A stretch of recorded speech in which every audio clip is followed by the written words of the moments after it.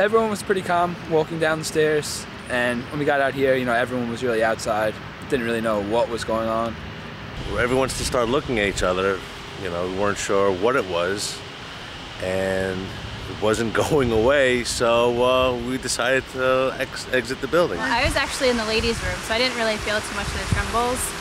To me, it just sounded like there were people up on the ceiling doing work, you know, like the typical construction that usually goes on or whatever it was.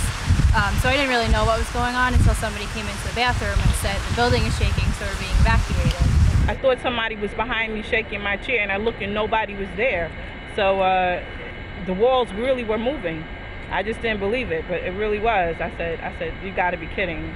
My wife and I were driving to a lovely park called Argyle Park in Babylon, and we would stop for a light, and suddenly we felt a tremor in the car.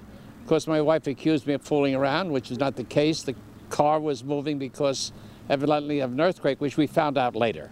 I was standing up, then I sat on my couch and I felt it shaking a little bit, and I thought either it was a ghost in my house. So I got up and I didn't feel anything standing. Then I sat in another chair by my computer. It was shaking again, and I wasn't sure if I was passing out or if the house was going to cave in. I was on the phone with my sister, who is in South Carolina, and we were talking, and she said, hold on a second, my whole complex is shaking. And I was like, oh my God, that's so weird. And I looked up, and the next thing I know, my house was shaking. It was a little scary because there was a shake back and forth. The things on the wall started shaking a little bit. It was jarring.